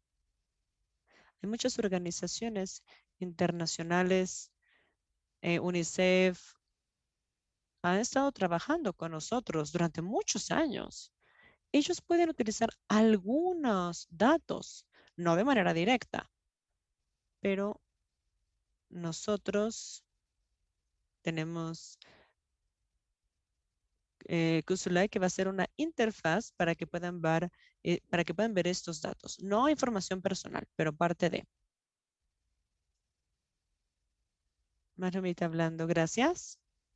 Vamos a pasar a la siguiente pregunta, que es una indicación de los costos del ISAS. ¿Cuál fue la inversión inicial en este sistema y cuáles son los costos relacionados?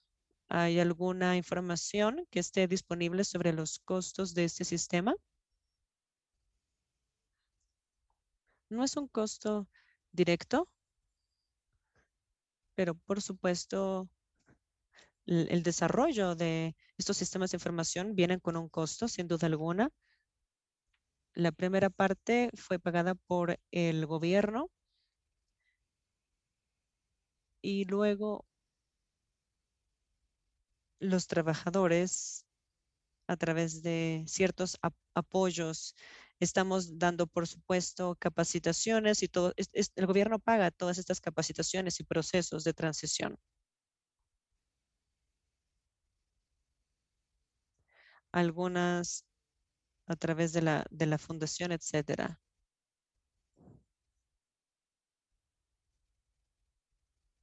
Los desarrolladores también están relacionados. Hay una infraestructura también. Hay una inversión en los servidores. Y los servidores que contienen las bases de datos. Puedo decir brevemente que no fue un proceso barato, porque no solamente son las bases del proyecto. No solamente es esta parte, sino también la gestión, los sistemas, las propiedades. Nosotros proporcionamos todo esto a las fundaciones. Por ejemplo, cada vez que van a emplear a una persona nueva, ellos van a necesitar utilizar estos sistemas. Estos sistemas están integrados y hay muchas propiedades que el sistema está proporcionando también. Entendido. Esto también resuena con la discusión que tuvimos el mes pasado sobre cuando estábamos hablando de cómo estimar los costos de la información, todos estos costos relacionados. que involucran. Muchas gracias, Ali. La siguiente pregunta que tenemos es si tienen algún dato o alguna perspectiva sobre el impacto que ha tenido el ISAS. Quizá hay una duplicación de los datos, hay un número de ciudadanos que estén pasando por este proceso de solicitud, algo que puedan compartir.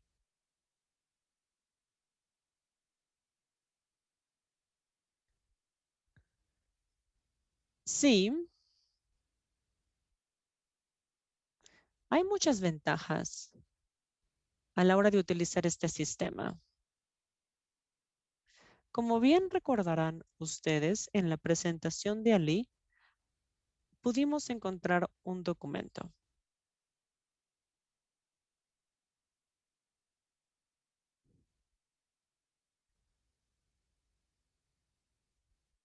Creo que era un documento con muchos sellos y tardó 15 días para tomar todo ese proceso y luego el proceso de toma de decisión tomó más de un mes.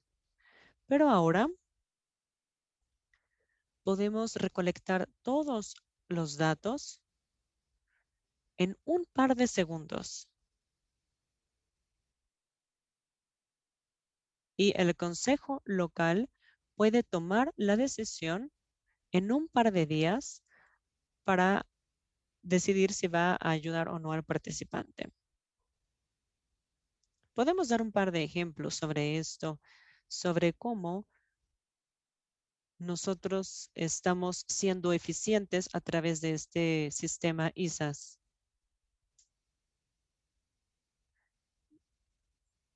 Que de otra manera hubiera tomado mucho tiempo y que hubiera implicado un procedimiento burocrático muy largo.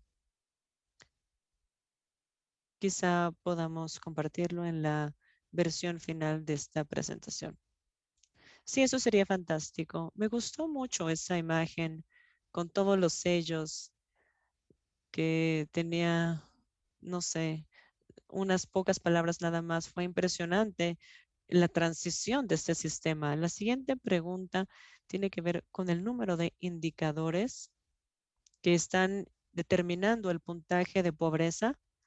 No sabemos qué datos o información están utilizando para determinar este puntaje para el ISAS. Ali, ¿quieres comentar algo? En mi presentación dije que teníamos 260 factores de riesgos para realizar este puntaje, para llevar a cabo esta fórmula para los solicitantes. Creo que había 50 indicadores al principio y ahora con la fórmula tenemos 60 indicadores y esta fórmula no solamente va a indicar si esta persona es de bajos ingresos o no, sino que también vamos a medir las vulnerabilidades, como mencioné antes. Por ejemplo, como mencionó o como preguntó el señor Chaula sobre las visitas a los hogares. Ahí podemos recolectar cierta información sobre la familia. Lo hacemos visitando sus casas.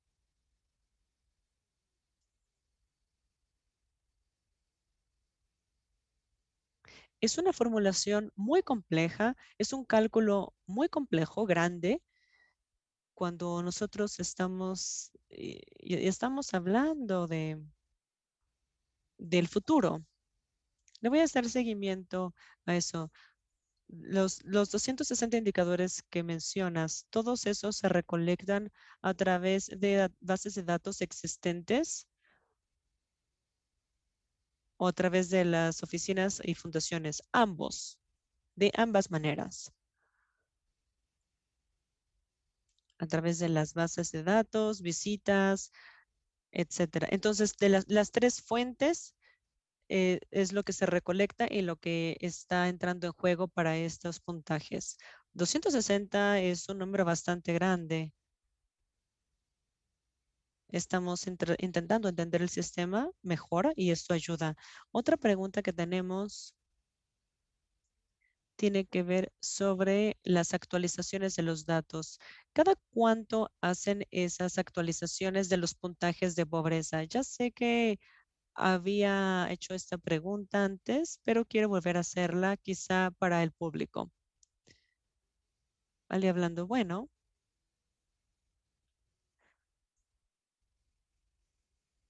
hacemos una revisión periódica antes de que el pago se haga, se hace de manera periódica y de manera sistemática. Lo hacemos en lote, sobre todo si tiene que ver con las casas, sobre todo sobre las condiciones. Por ejemplo,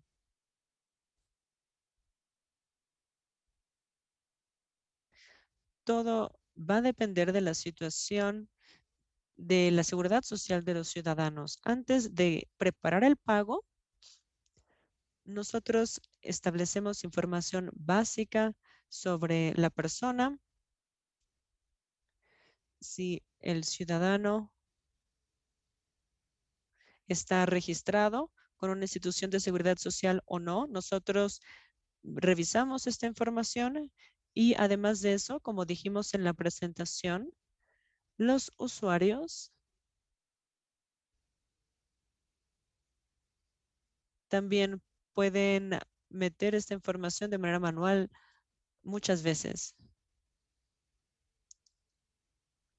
Otros datos son de las visitas a las casas. Esta es parte de la toma de decisiones, que es muy importante. Y esto va a depender de la situación o la condición. Algunas de las fundaciones de seguridad social están en algunos distritos complejos y en este sentido las visitas a los hogares se pueden hacer, pero a veces es complejo implementar estas visitas a casas. Es difícil llevarlas a cabo. Gracias, Ali. Entonces, es importante, me parece, la actualización y los modelos de actualización de datos y los recursos a la hora de hablar de los recursos, pero también es importante saber los retos que implica la actualización de los datos que tiene que ver con modelos. Siguiente pregunta tiene que ver sobre las fuentes de los datos. Mencionaron varias fuentes. También hay datos de algunas compañías. Durante el COVID vimos algunos países que estaban utilizando información de compañías de telecomunicación, de celulares, por ejemplo. ¿Ustedes han estado utilizando este tipo de información de estas compañías o no realmente? En este momento no hemos experimentado una situación similar. No hemos recibido informaciones de compañías privadas, pero hace 3 meses tuvimos un programa nuevo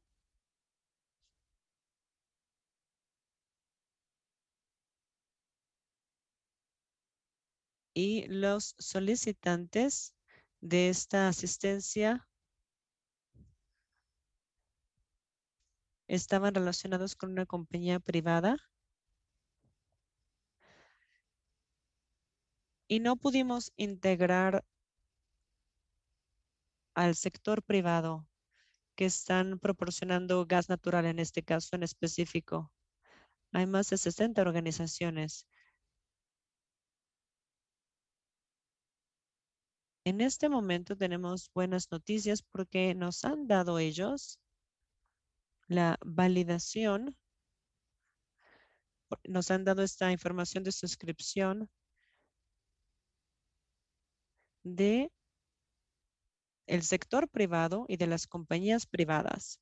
De otra manera, no podríamos comunicarnos e integrarnos con esas compañías privadas. en la solicitud, cuando un ciudadano se registró para solicitar estos beneficios,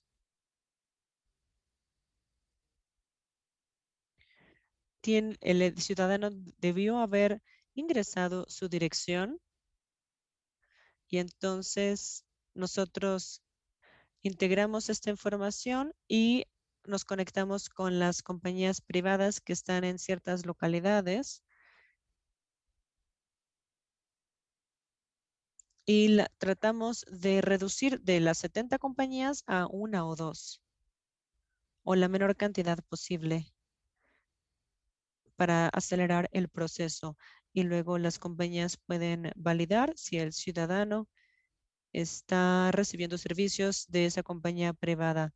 Esta es una situación excepcional para nosotros y se ha implementado de manera exitosa en los últimos 3 meses. Interesante. Es un trabajo muy innovador para tener acceso a los datos con las compañías privadas. Estamos tratando de entender más sobre cómo se implementó esto. Ahora voy a hacer la última pregunta antes de cerrar. Sé que hay muchas preguntas, así que tenemos que tener estas conversaciones fuera de línea. Una de las cosas que mencionaron es que como no hay un diccionario de datos centrales, entonces la estandarización se volvió un reto en este sentido. Sé que mencionaron que sí había un diccionario de datos nacional. ¿Cómo están involucrados ustedes en este proceso para que las cosas que son importantes para ustedes estén definidas de una manera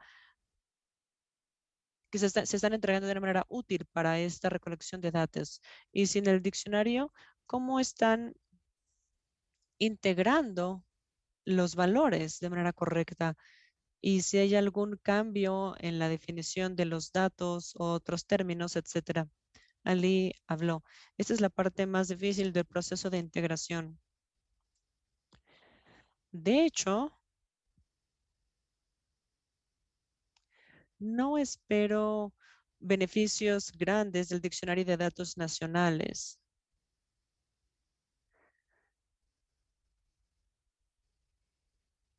Pero sí hay un intercambio de datos. Y otro factor de éxito es intentarlo. Esto es a base de prueba y error. A veces uno toma un error de alguna entidad pública y uno dice, hay un problema aquí, pero sí afecta a más de una persona, a más de un ciudadano, pues es un problema, no es un proceso fácil, sobre todo cuando el dominio es específico y uno no puede sacar información de su dominio. Por ejemplo, la propiedad de un vehículo.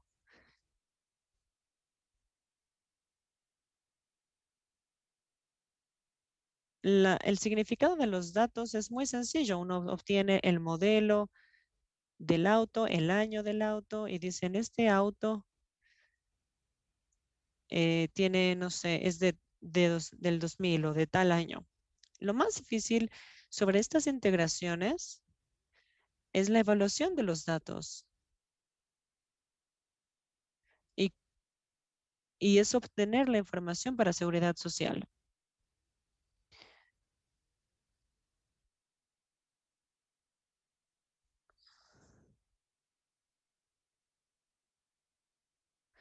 Porque tienen un 15% de personas que no están registradas o que están registradas mal, que hay renovaciones. Y las reglas de los negocios están cambiando todo el tiempo también. Y los servicios sociales también cambian o editan los registros, los modifican. Y esto afecta al sistema nuevo. Y en este sistema es difícil porque podría ser que alguien esté utilizando solamente su sistema. Podemos entender los problemas. Hay ciertas dificultades siempre con la interpretación de los datos de la seguridad social.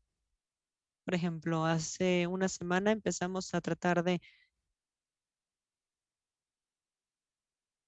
entender algunos problemas que estábamos viendo.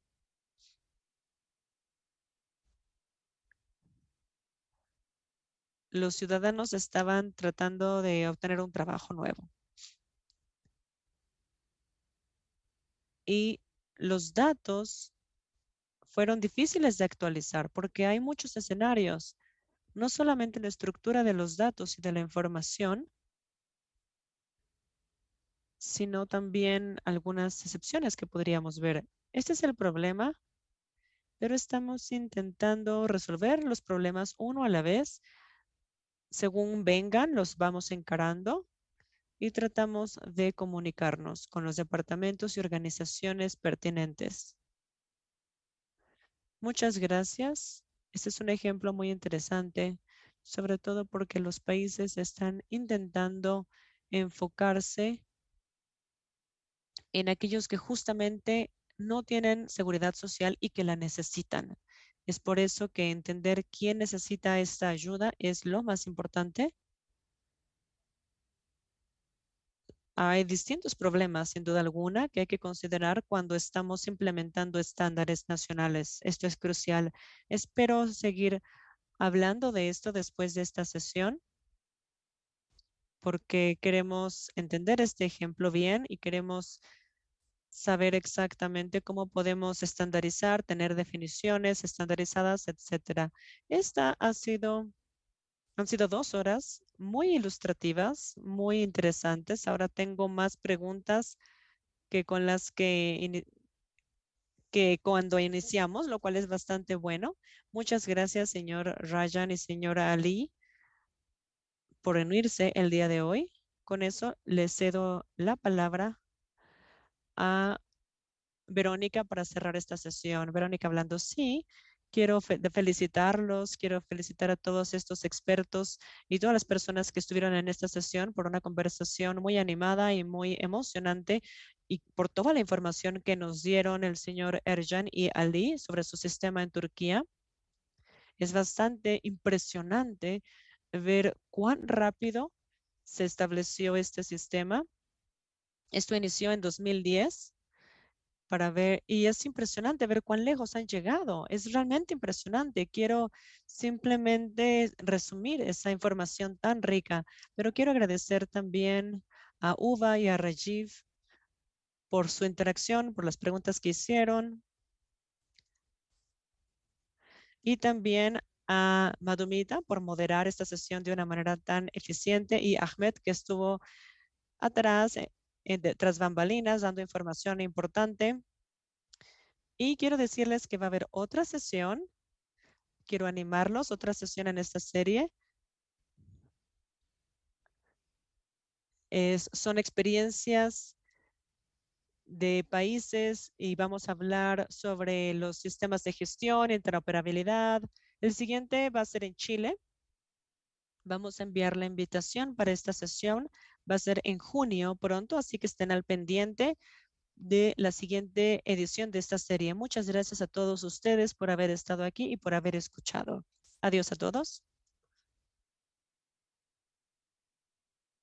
Gracias. Gracias a Dios.